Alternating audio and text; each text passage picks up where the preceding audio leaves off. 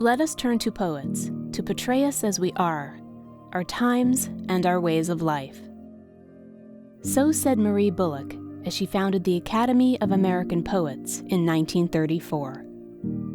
Beginning against the backdrop of the Great Depression, it would become the largest national organization advocating for poets and the many ways poetry enriches our lives. Poetry gives us a place to make beautiful sense out of life, out of the contradictions, out of the complexity of life. Poetry has been especially important during these times of social unrest and pandemic because we have needed poetry as kind of a rudder, as kind of a place to say, okay, remember this, remember beauty, remember this moment, remember this, how this place in history threaded through the street, through how it threads through our minds, our spirits, or our dreams, and how they can all come together in a poem. Poems provide comfort and insight as we face uncertainty. Poems amplify calls for justice and equality. And poems help us turn the page to a new and hopeful day. So readers might find the poems they need whenever they need them. The Academy of American Poets launched Poets.org, a free, searchable archive that offers a curated collection of thousands of well-loved classics, as well as new poems by today's poets. In fact, the Academy of American Poets is one of the nation's top poetry publishers, featuring poems by a diverse group of 260 poets each year in its Poem a Day series. True to its mission to champion poets, the Academy raises and awards more than $1 million each year to honor their writing and community projects, making it the largest funder in its field. In the 1960s, understanding the importance of poetry in shaping a life, Robert Frost asked the Academy to help get poetry into the schools. Since then, it has remained the leading provider of free, award-winning poetry resources for teachers.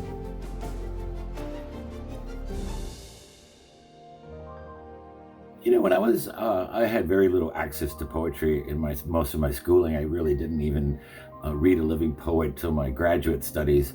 And as I look back on that, I realized what a shame that was and how important it is for students at a much younger age to have access to poetry.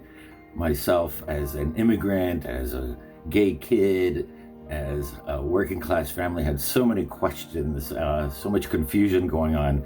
And I just think that poetry would have been a great place to find myself. Poetry offers us so much to think about and investigate.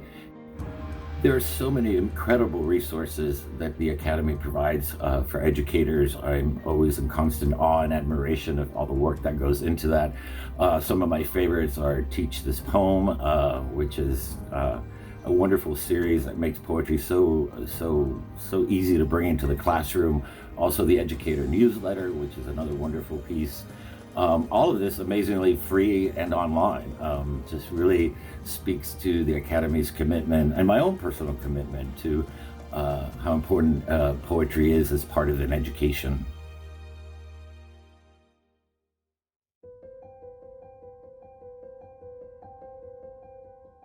"25 years ago, to ensure that readers, and especially young people, have greater access to poetry, the Academy of American Poets launched National Poetry Month. The occasion each April is now the largest literary celebration in the world, with bookstores, libraries, and schools hosting readings by poets and offering creative projects, from poem trees to Poem in Your Pocket Day, sparking in many young readers what becomes a lifelong appreciation of poetry. During National Poetry Month, the Academy of American Poets hosts Dear Poet, a multimedia project that invites students to engage with poetry through letter writing. More than 3,000 students from 35 states regularly participate. sharing their personal reflections on poems with the poets who wrote them. So I started the Dear Poet project maybe 4 years ago, and many of our students have had their letters responded to by the poets, which always brings such an amazing sense of accomplishment. And even for my high school seniors, they all found a poem that they really connected to and that they really loved. And then the experience of being able to then write directly to that poet and anticipate an answer forced them to read it and reread it and keep reading it so that they would have really amazing analysis and things to say and questions to ask. And they were also willing to divulge some of their own personal stories that connected to the poems. So it's been a really powerful experience in my classroom for the past few years.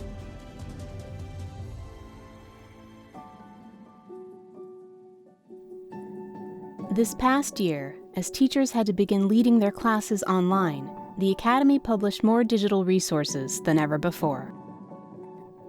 It also launched online readings and conversations, creating opportunities for readers of all ages to shelter and gather in poems.